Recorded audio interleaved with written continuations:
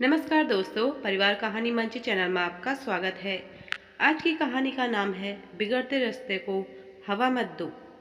आपने ठीक किया माँ, जो भाभी को डांट दिया। खुद तो थाली हाथ आई है, ऊपर से प्लेटें बाउलें तोड़कर आपके महंगे महंगे सेट भी खराब करती रहती है। भाभी का यही हाल रहा तो माँ। चुप करो मानसी, तुम्हारी माँ को तो बहू को डांटने के लिए बहाना चाहिए। कम से कम तुम तो आग में घी डालकर सास बहू के बिगड़ते रिश्तों को हवा मत दो। शिव शंकर बाबू अपनी बेटी पर चिल्लाए तो वो बोली, पापा मैं तो। बस करो मानसी। और पार्वती तुम भी अपने दिन भूल गई? कहते हुए शिव शंकर बाबू ने पत्नी की तरफ देखा। बेटी का ब्याह करके पार्वती जी अपने इकलौते बेटे अभिषेक के लिए दहेज लेकर आने वाली बहू तलाश रही थी। इसी बीच शिवशंकर बाबू की मुलाकात पुराने मित्र जयंतलाल से हुई। उनकी पढ़ी लिखी सरल स्वभाव वाली बेटी नंदिता उन्हें एक ही नज़र में पसंद आ गई। अभिषेक ने भी नंदिता से मिलकर अपनी स्वीकृति दे दी और दोनों का विवाह हो गया। विवाह में अपनी इच्छा अनुसार सामान और जेवर न देकर पार्वती जी का पारा 7वें आसन पर पहुंच गया। बेटे और पति को न बोलकर वो सारा भड़ास बहू पर निकालती। मानसी जब भी मायके आती तो उसके सामने भी बहू को कुछ कुछ सुनाती। तब मानसी भी उससे अपनी तरफ से झूठ सच जोड़कर अपनी ननद होने का हक अदा करती। संस्कारी नंदिता ने कभी भी उन्हें पलटकर जवाब नहीं दिया और न ही कभी अभिषेक से शिकायत की।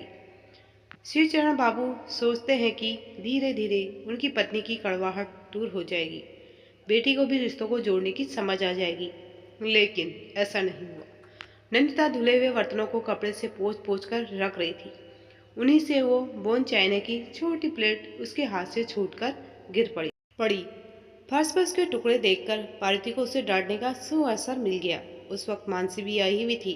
बस उसने भी दो चार लगाकर अपनी माँ के गुस्से को भड़काना चाहा।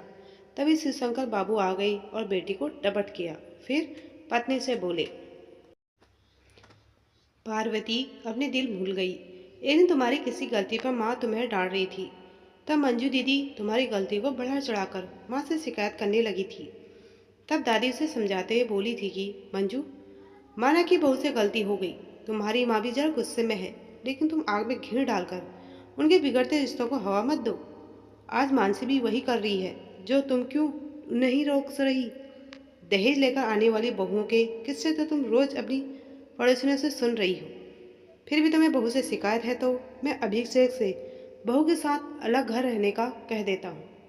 बेटे को देखकर जीने वाली पार्वती जी उससे अलग होने की कल्पना से भी भयभीत हो गई। उन्होंने पति से माफ़ी मांगी और बहू को गले लगा लिया। मानसी को भी अपनी गलती का एहसास हो गया। तभी अभिषेक ऑफिस से आ गया। नंदिता सबके लिए चाय बनाकर लाई। चाय का एक घूंट पीते ही अभिषेक चिल्लाया, नंदिता चाय में चीनी क्यों नहीं डाली?